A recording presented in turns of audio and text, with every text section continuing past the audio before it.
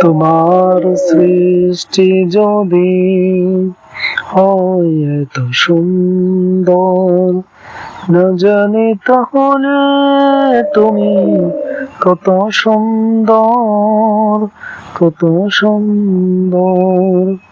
তোমার সৃষ্টি যদি হয় এত সুন্দর, না জানি তাহলে তুমি কত সুন্দর, কত সুন্দর।